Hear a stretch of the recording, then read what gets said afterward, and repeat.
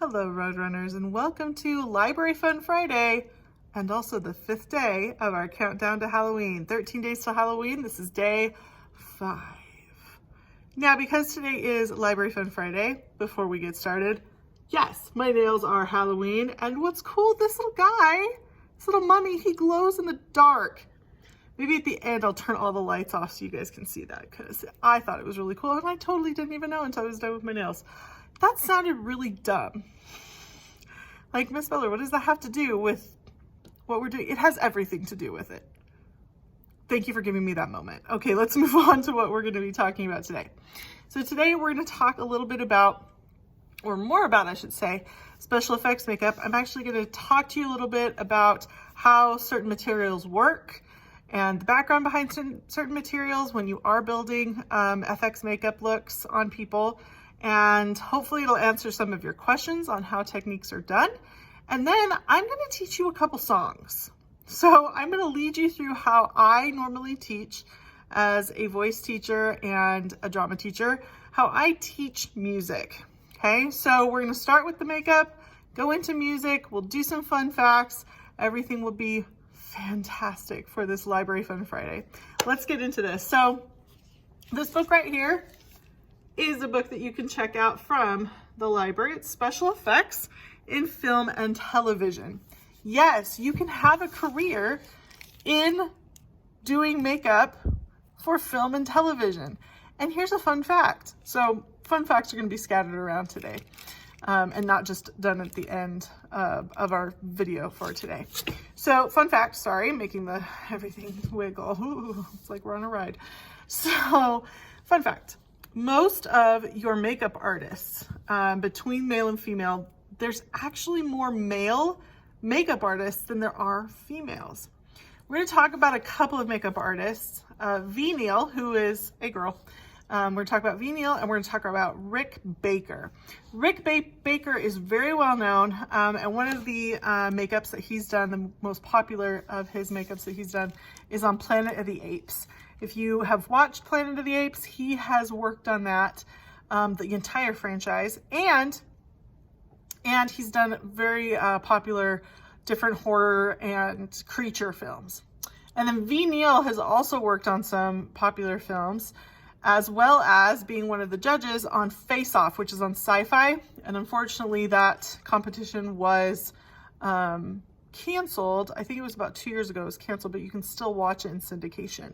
I highly encourage you, if you are into special effects makeup and would like to study that later on in your academic career, search them out. V. Neal, it's V-E, and then the last name is Neal, and then Rick Baker. Search them out, watch what they do. They do have Instagrams, and they do have, I believe, YouTube channels, both of them, but don't quote me on that. All right, let's look at some different things as far as special effects makeup. So last time I showed you this book, I was showing you how to do a face cast. That's what this is. And it is a process. So this actor right here, let me turn the page really quick. This is what I showed you last time. So if you missed it, he's turning into this character. So here he is, finished product. And here he is,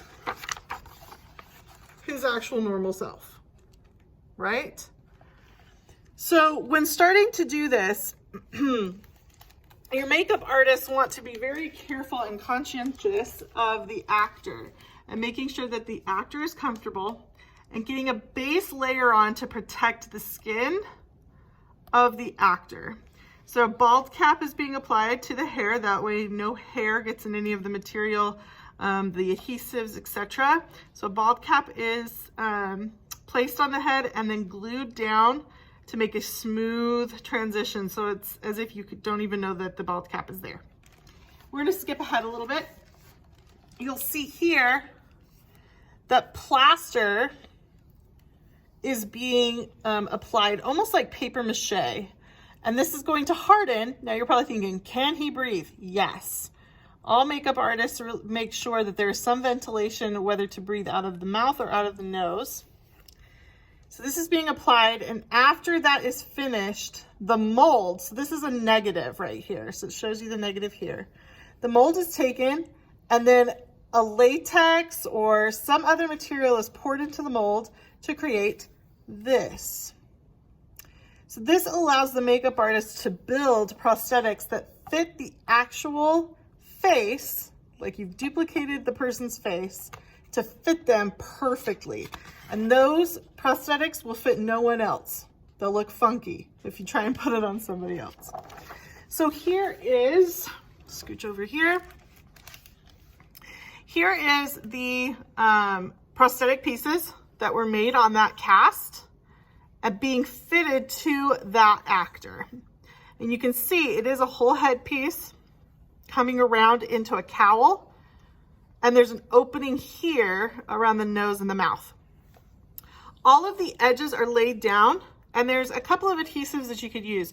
You can use a product called Pros-Aid, which is actually my favorite, or you can use Spirit Gum. Spirit Gum is usually the one adhesive that you start out with as an actor to learn how to use. What it is it's a kind of a smelly adhesive, has a little bit of a yellow tinge to it, and you wait for it to get tacky, almost like an eyelash glue. I had to think there for a minute. Like an eyelash glue, you get it to tacky, and you have it on the skin, so you pat, pat, pat, and then you lay your prosthetic on top of it. Pros-Aid works a little bit, well, pretty much the exact same way. It just doesn't have as harsh of a smell, and so it works a little bit better for any actors that might have sensitivity. Another thing that might be utilized would be wig tape. Even though he's not wearing a wig, that can help lay the prosthetic down and utilize that way. Another thing that might be used to make sure that the edges blend into the skin would be to actually apply latex at that edge and blend that seamlessly into the skin so that where the skin and the prosthetic meet, it's just a smooth line. Okay, you might also encounter what's called scar wax, and if you do, run far, far away. It's not fun.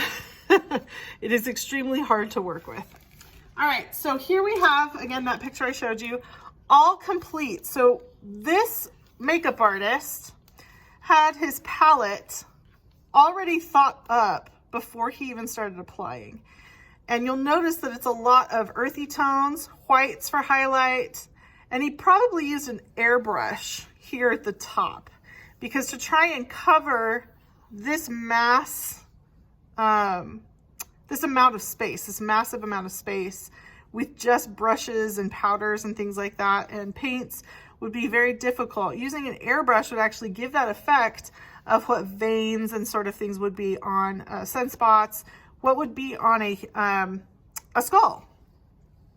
Obviously, there's another, like a otherworldly feature here with these interesting protruding, like almost gill-like pieces. And the cheekbones are chiseled out, more of some sort of piece here. And so if you are an artist, whether you're a makeup artist or an artist that draws or paints or whatever, knowing your color wheel is very, very important. That way you have a palette that allows your character to pop where you want it to pop, okay? All right, so that is, oh boy, Miss Butler is tired, y'all. That is just a quick look at doing a live cast, prosthetics, etc. It takes a lot of practice. It's not something you can learn overnight. It does take practice, and it is fairly expensive to do a live cast if that's something that you are wanting to do. Okay, let me go through a few of my tips and tricks that I have learned over the years. And actually this goes along with a lot of people's tips and tricks. But when you're using liquid latex, one, check with your model. Check with your model to make sure they are not allergic to latex. If they are allergic to latex, you're going to have to find a different substance to build your prosthetic. Liquid latex can be painful for some people when it's applied to their skin. It can have them break out in a rash, or they could break out in hives. It can also have such an bad allergic reaction that they could go to the hospital, and you don't want to do that. If you're doing it on yourself, do a patch test, same as you would on a model. If they've never worked with it, You do a patch test on the back of your wrist or on the inside of your elbow. So right there. And you just want to see after about a 30-minute time span, does it react? Does your skin react negatively to it? If it doesn't, then you may proceed putting it on your face or wherever you're building your look. Number 2, Vaseline. And no, I'm not talking about your lips. Putting Vaseline right here on your eyebrows and then using liquid latex around the eyes. Never go close to the eyes with liquid latex, ladies and gentlemen. Just don't do that. But putting it on the hairs on your face protects the liquid latex from actually getting into the eyebrows and pulling the hairs out. Make sure that you have your hair back. Make sure that you cover those eyebrows with Vaseline so that if it does get anywhere close to your eyebrows, it's not going to hurt when you try to clean it out. It will hurt, I promise you. Been there, done that. It sucks. Don't do it. Number 3, if you use Spirit Gum, it's the exact same thing. Spirit Gum does come with a remover. And let me talk to you about removal. Anytime you do a special effects makeup, you want to make sure that you have your removal substance ready, because you do not want to just go and rip off whatever you've put on once you are done wearing it. Don't do that, because you can rip the very thin areas of your face and skin. You can damage those by ripping because you've had this material on your face for so long. So make sure that you have the removers at the ready when you're ready to take off. Use a cotton ball, use some Q-tips, and go around the prosthetic and use that substance to gently lift your prosthetics off. Never, never, never, never, never just yank them off. Girls, that goes for you too, as far as beauty makeup regarding fake eyelashes. Never, never, never, never, never just rip them off. Use a makeup remover to try and gently get them off without hurting your natural lashes. Okay, those are my tips and tricks for special effects makeup for Halloween. We will be going into more detail with Halloween looks probably tomorrow and or Sunday, so keep an eye out for that. Next week, we are going to be full on in Halloween craziness, and you'll see that I have surprises for you each and every day. So you're just gonna have to wait for that starting Monday. Let's get into songs. So 2 of my favorite songs for Halloween time, just 2 of my favorite songs in general, actually, are the song for the Haunted Mansion in Disneyland and Disney World, and the song Come Little Children from Hocus Pocus. If you have not watched Hocus Pocus in your lifetime, please do so. It is fantastic. Absolutely 100% recommend. And if you've never been to Disneyland or anything like that, you can hop onto YouTube, type in Grim Grinning Ghosts. All right, let's start with Grim Grinning Ghosts since we're already talking about it. So in the Haunted Mansion, as you come down a turn, I'm not going to go into full detail about it and ruin anything for anybody, but as you come off a turn in your doom buggy, you are taken into a cemetery. And in that cemetery, there are 5 busts. Oh, that's terrible. 10 demerits for me being the Disney lover that I am. Anyways, there are singing busts. Oh dear. Fun. I'm in darkness. Hello, darkness, my old friend. Haha. Anyways. Okay, so you come around a turn, you're in a cemetery, and you see these singing busts. And they're singing in harmony. And they're singing the main song that you hear throughout the entire Haunted Mansion. There are only 2 songs that you hear in the Haunted Mansion. One is Grim Grinning Ghosts, and the second one is only for a brief moment in the attic, and it is the Wedding March. And it's in a very horrible minor key, and it obviously is very spooky. So Grim Grinning Ghosts, I'm going to just teach you the first part. So what you're going to need to do for me, even though I do not see you right now, you're still watching though. What I want you to do is I want you to take a deep breath in through your nose, out through your mouth, in through your nose, out through your mouth. Very good. Now repeat after me. When the tombstone, nope.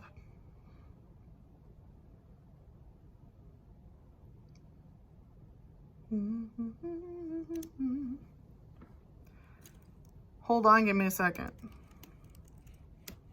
Shoot. When the crypt doors creak and I found it. Okay.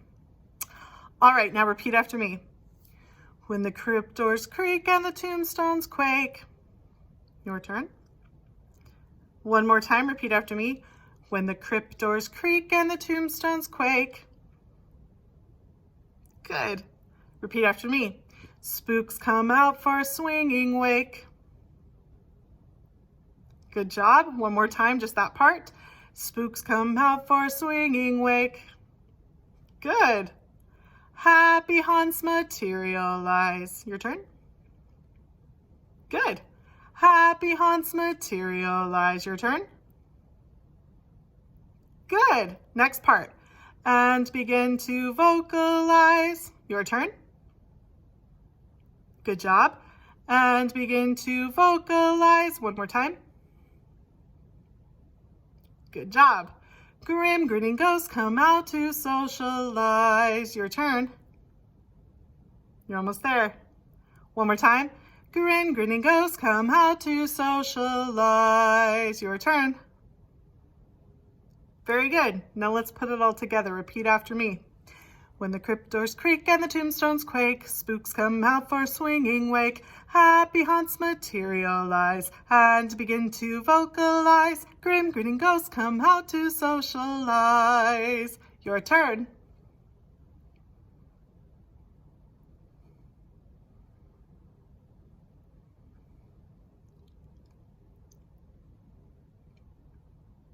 Very good. All right, let's do that one more time, but sing with me. Ready? 1, 2, 3. When the crypt doors creak and the tombstones quake, spooks come out for a swinging wake. Happy haunts materialize and begin to vocalize. Grim grinning ghosts come out to socialize. Good job. All right, next part. Listen very closely. We're going to do the ending. Okay. We're going to skip ahead to the ending of this. So there's other verses that come after that first part, but we're going to skip ahead to the ending because the ending gets very slow and very spooky. Here we go. If you would like to join our jamboree, your turn. Good. One more time. If you would like to join our jamboree, your turn. Very good. Next part. There's a simple rule that's compulsory. Your turn. Very good. One more time. There's a simple rule that's compulsory. Very good. Mortals pay a token fee. Your turn. Good. One more time. Mortals pay a token fee. Very good. Next part. Rest in peace, the haunting's free. Good. One more time. Rest in peace. Rest in peace, the haunting's free. Good job. So hurry back, we would like your company. Your turn. Very good. Let's put the entire thing at the end together. Ready? Here we go. If you would like to join our jamboree, there's a simple rule that's compulsory. Mortals pay a token fee. Rest in peace, the haunting's free. So hurry back, we would like your company. Your turn.